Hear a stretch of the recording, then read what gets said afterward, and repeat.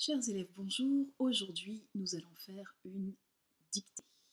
Nous allons procéder à l'exercice de la façon habituelle, c'est-à-dire que je vais réaliser 3 lectures du texte. Suite à cela, viendra un temps de relecture, d'abord individuelle, et puis, pour ceux qui le souhaitent, une relecture accompagnée. Et je vais commencer par vous présenter le roman dont j'ai extrait le texte de la dictée d'aujourd'hui. Il s'agit donc d'un petit roman de Maurice Pons qui s'appelle Le Passager de la nuit. Ce roman raconte l'histoire de 2 hommes qui vont se rencontrer en cheminant le temps d'une nuit de Paris jusqu'à la frontière du Jura suisse. Ces 2 personnages sont très différents, ils ne se connaissent pas. On a d'un côté le conducteur qui est un fou de voiture, qui prend un plaisir inouï à faire cette route jusqu'au Jura. Il aime la vitesse notamment. Et à côté de lui, un personnage assez mystérieux, très sombre, un peu taciturne et assez taiseux. Et on assiste le temps de ce trajet à la découverte de ces 2 personnages.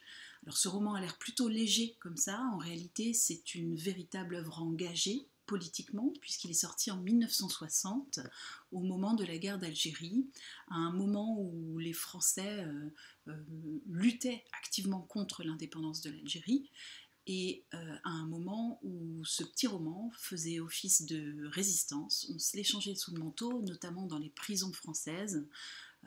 C'est un véritable petit pamphlet contre la gouvernance française et sa gestion de cette guerre d'Algérie. Je vous en recommande la lecture, je vous le prêterai volontiers quand on se retrouvera. C'est parti pour la dictée. Première lecture, je vous demande d'être bien attentifs. Le soir qui tombe, c'est l'heure glorieuse des routes. Les grands arbres, agités par le vent, se découpent sur le ciel bleu sombre et les ombres frémissent sur l'asphalte. Les virages se perdent au cœur de la campagne claire.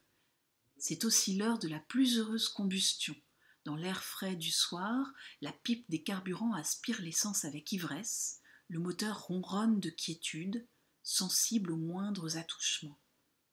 Nous roulions ventre à terre, inondés de vent. Étape 2, vous allez noter le texte sous la dictée. Vous êtes prêts ? Allez, on y va. Le soir qui tombe, virgule.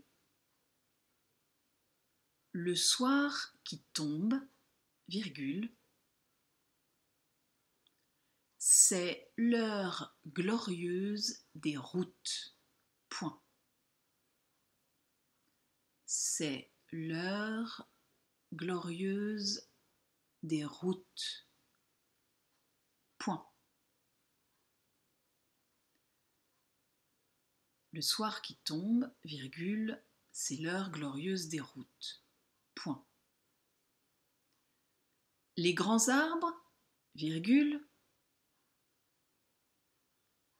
Les grands arbres, virgule. Agités par le vent, virgule. Les grands arbres, virgule, agités par le vent, virgule, se découpent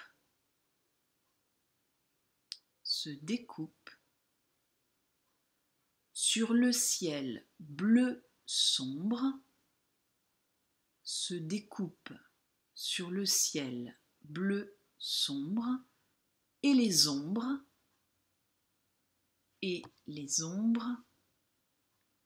frémissent sur l'asphalte. Point. Et les ombres frémissent sur l'asphalte. Point. Les virages se perdent. Les virages se perdent. Les virages se perdent au cœur de la campagne claire. Point. Au cœur de la campagne claire. Point. C'est aussi l'heure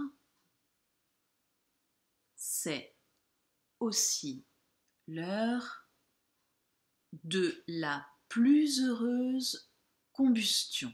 2 points. C'est aussi l'heure de la plus heureuse combustion. 2 points. Dans l'air frais du soir, virgule, dans l'air frais du soir, virgule, la pipe des carburants, dans l'air frais du soir, virgule, la pipe des carburants aspire l'essence avec ivresse, aspire l'essence avec ivresse, virgule, je reprends. C'est aussi l'heure de la plus heureuse combustion, 2 points, dans l'air frais du soir, virgule, la pipe des carburants aspire l'essence avec ivresse, virgule, le moteur ronronne de quiétude, le moteur ronronne de quiétude, virgule, donc la pipe des carburants aspire l'essence avec ivresse, virgule, le moteur ronronne de quiétude, virgule, sensible aux moindres attouchements. Sensible aux moindres attouchements. Point. Sensible aux moindres attouchements. Point. Je relis cette dernière phrase. C'est aussi l'heure de la plus heureuse combustion. 2 points. Dans l'air frais du soir, virgule, la pipe des carburants aspire l'essence avec ivresse, virgule, le moteur ronronne de quiétude, virgule, sensible aux moindres attouchements. Point. Nouveau paragraphe à la ligne. Nous roulions ventre à terre, virgule, nous roulions ventre à terre, virgule, inondés de vent, point. Nous roulions ventre à terre, virgule, inondés de vent, point. Nous roulions ventre à terre, virgule, inondés de vent, point. Il s'agit d'un extrait, notez-le, d'un livre qui s'intitule « Le passager de la nuit », soulignez le titre. L'auteur c'est Maurice Ponce, Maurice M majuscule A-U-R-I-C-E, Ponce P majuscule O-N-S, et le livre est paru en 1960. Je vais procéder à la dernière lecture du texte, suite à quoi viendra le temps de relecture. Le soir qui tombe, c'est l'heure glorieuse des routes. Les grands arbres, agités par le vent, se découpent sur le ciel bleu sombre et les ombres frémissent sur l'asphalte. Les virages se perdent au cœur de la campagne claire. C'est aussi l'heure de la plus heureuse combustion. Dans l'air frais du soir, la pipe des carburants aspire l'essence avec ivresse. Le moteur ronronne de quiétude, sensible aux moindres attouchements. Nous roulions ventre à terre, inondés de vent. Étape 4, la relecture. Au cours de la relecture assistée, je vais vous aider à cibler les mots sur lesquels vous devez particulièrement réfléchir pour éviter de faire des fautes qui coûtent cher. Les fautes d'accord, elles concernent les mots variables que vous devez mettre en relation avec d'autres mots pour les accorder. Les homophones, dont je rappelle que ce sont ces mots pour lesquels on entend le même son mais qui ne s'écrivent pas de la même façon. Et enfin, concernant la conjugaison, nous essaierons de ne pas faire d'erreur sur la confusion des verbes du premier groupe à l'infinitif et au participe passé. Merci à ceux qui optent pour la relecture assistée de corriger les erreurs qu'ils repèrent au fil de cette relecture dans une autre couleur afin que je puisse voir à quel point cette relecture assistée les aura aidés. Bien, commençons la relecture. Le soir qui tombe, pas de difficulté a priori, c'est l'heure glorieuse des routes. Attention au c'est, danger homophone, même son, différentes orthographes. À votre avis, faut-il écrire c'est ou c'est? Si vous avez oublié la règle, vous pouvez faire pause et aller la consulter dans votre manuel ou sur le net. N'hésitez pas à consulter les règles au fil de la dictée. C'est l'heure glorieuse des routes. Attention au des qui est un déterminant pluriel. Danger d'accord. Le des déterminant est à mettre en relation avec le nom qu'il détermine. Pour la première phrase, c'est bon. Deuxième phrase. Les grands arbres, même idée. Les déterminant pluriel. Quel nom détermine-t-il? Ne manquons pas de faire l'accord. Grand, adjectif, attention, à nouveau un mot variable, il faut procéder à l'accord. Quel nom cet adjectif grand qualifie-t-il? Ne manquez pas d'accorder.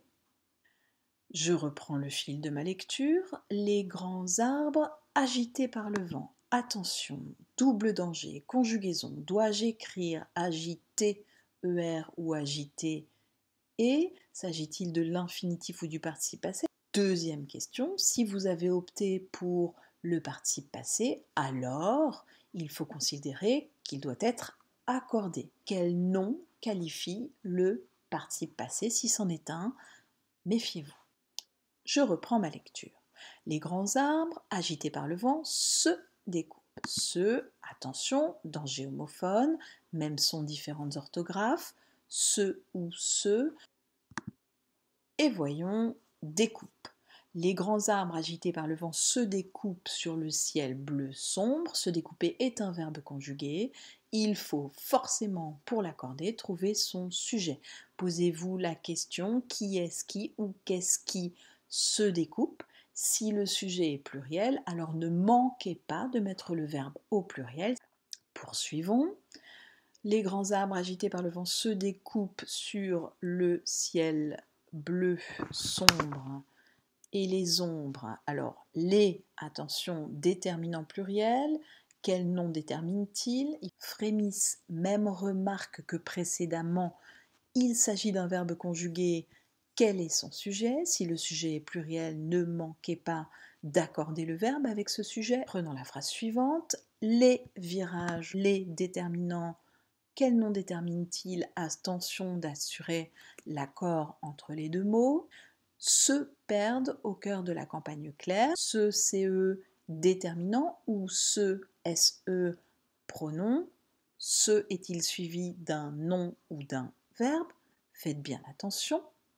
Suit le verbe perdre, se perdre, verbe conjugué. Toujours la même question, quel est son sujet? Pour finir sur cette phrase, relevons le mot clair qui est un adjectif. Je vous rappelle que les adjectifs sont qualificatifs.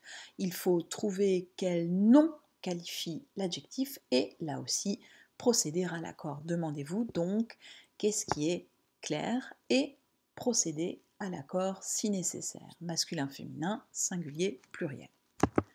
Phrase suivante. C'est aussi l'heure de la plus heureuse combustion. Nous retrouvons les homophones c'est que nous avons vus en début de relecture. Méfiance. Prochaine proposition. Dans l'air frais du soir, la pipe des carburants. Attention, déterminant pluriel. Aspire, verbe conjugué. Une fois encore, verbe conjugué. Toujours trouver son sujet.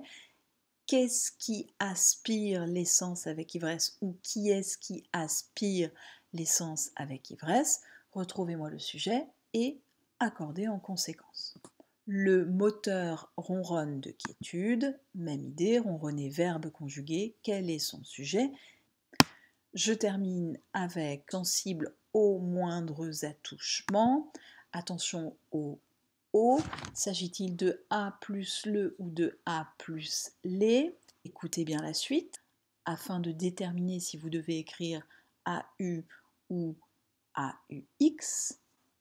Attention également à moindre, qui est un adjectif. Retrouvez quel nom il qualifie. Voyez si le nom est singulier ou pluriel et accordez l'adjectif en conséquent.